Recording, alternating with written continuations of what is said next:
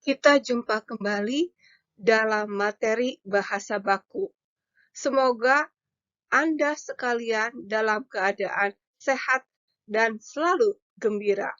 Tahukah Anda, jika kita bergembira, imun akan terbentuk dalam tubuh kita yang menyebabkan kita jarang sakit. Apa itu bahasa baku dan apa saja fungsinya?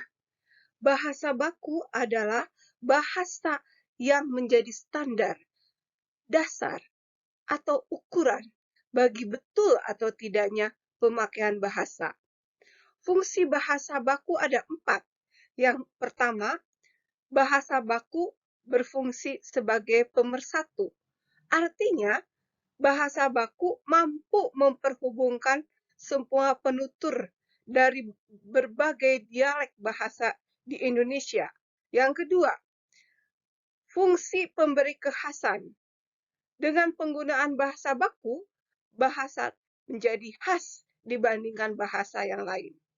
Yang ketiga, fungsi pembawa kewibawaan. Artinya, kepemilikan bahasa baku mampu meningkatkan prestis dan wibawa seseorang. Yang keempat, fungsi sebagai kerangka acuan. Bahasa baku memiliki norma dan kaidah yang jelas dan menjadi tolak ukur bagi pentingnya pemakaian bahasa. Dengan demikian, dapat disimpulkan bahwa bahasa baku adalah bahasa yang tepat secara situasi dan benar secara struktur. Bahasa baku ialah bahasa yang menjadi ukuran atau standar pemakaian bahasa yang benar. Ragam bahasa baku dipakai dalam situasi formal, situasi resmi, komunikasi ilmiah, dan pergaulan yang sopan. Kapan bahasa baku dipergunakan? Bahasa baku dipergunakan dalam komunikasi resmi. Misalnya, dalam surat menyurat resmi, naskah dinas, pengumuman yang dikeluarkan oleh instansi resmi atau lembaga resmi, penamaan dan peristilahan resmi, perundang-undangan, dan sebagainya. Yang kedua, bahasa baku dipergunakan dalam wacana teknis, yaitu dalam laporan resmi, karangan ilmiah, dan komunikasi ilmiah atau publikasi dalam artikel jurnal ilmiah. Yang ketiga, bahasa baku dipergunakan dalam situasi pembicaraan di depan umum atau publik. Contohnya, ceramah, kuliah, seminar, webinar, diskusi, khotbah, dan sebagainya. Yang keempat, bahasa baku dipergunakan dengan orang yang dihormati, yaitu orang yang dianggap lebih tinggi, lebih tua, lebih tinggi derajatnya dalam status sosial, ataupun kepada orang yang baru dikenal. Ciri-ciri bahasa baku.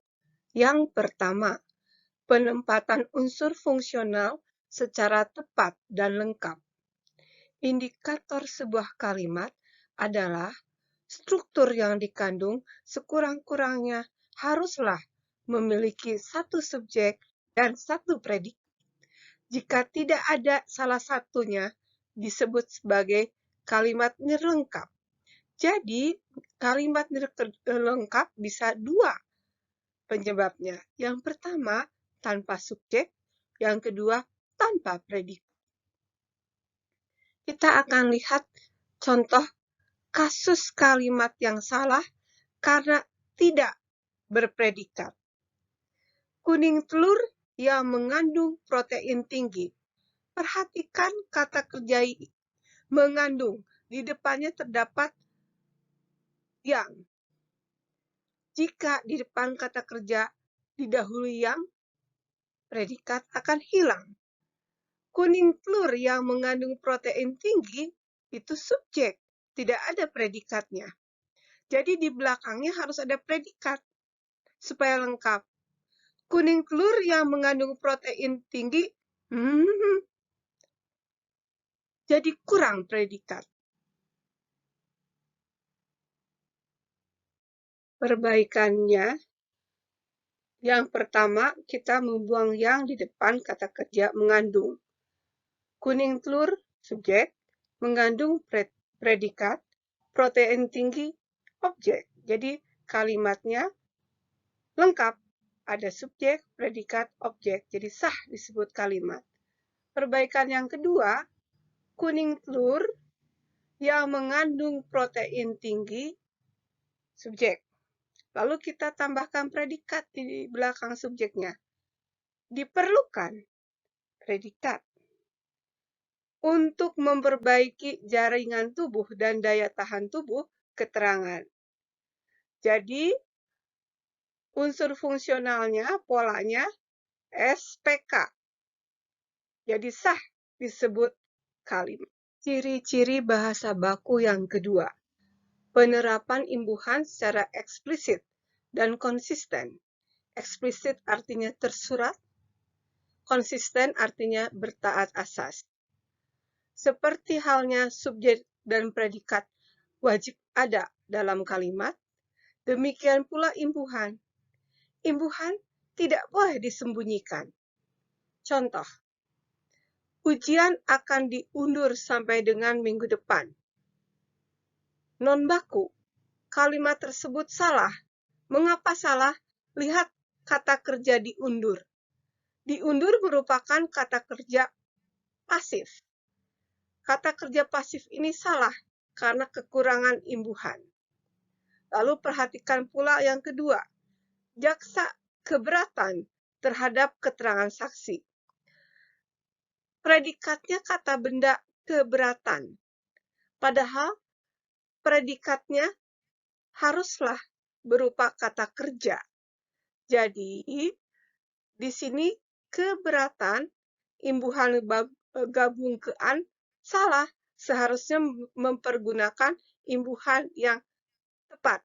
Karena predikat yang diperlukan adalah kata kerja. Perbaikannya.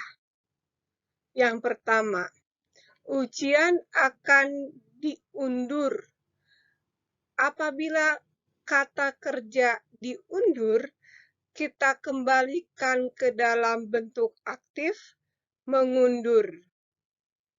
Adakah bentukan mengundur? Dosen mengundur ujian sampai dengan minggu depan.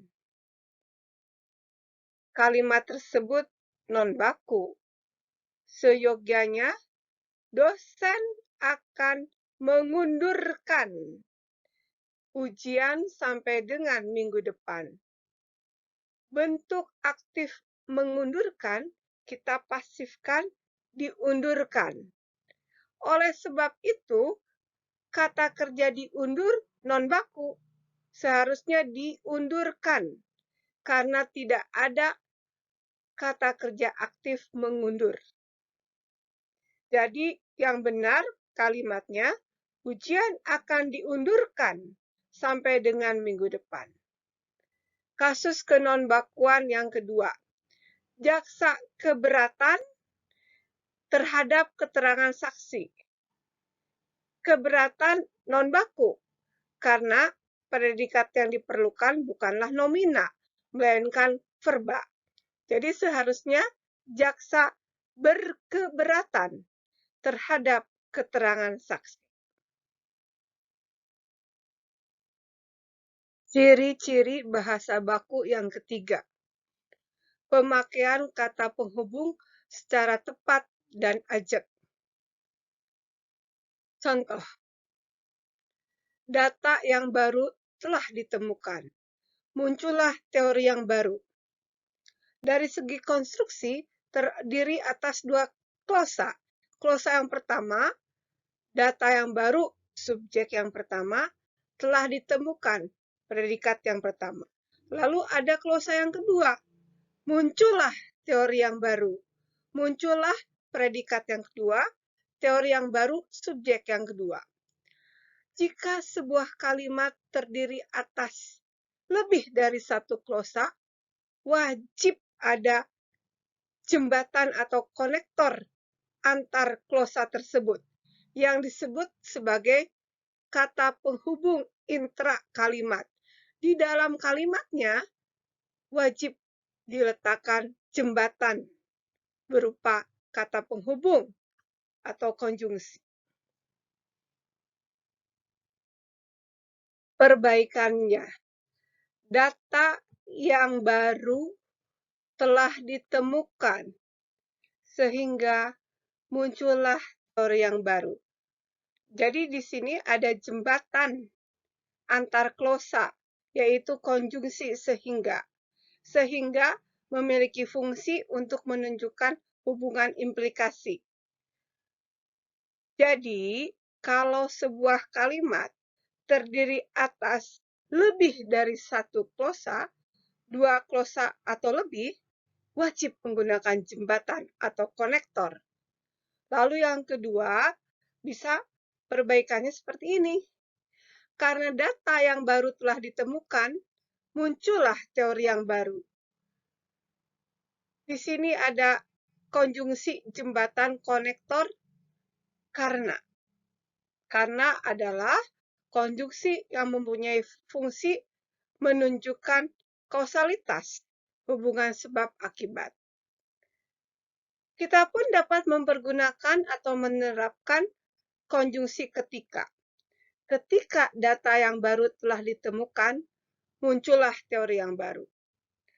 Jadi, jika kalimat strukturnya terdiri atas lebih dari satu klosa, wajib ada jembatan atau konektor yang memperhubungkan antar klosa agar terbangun yang disebut kohesi. Ya, kepaduan, kesatuan, dan koherensi, kesinambungan hubungan antar klosa. Demikianlah materi hari ini. Semoga Anda paham dan semoga bermanfaat.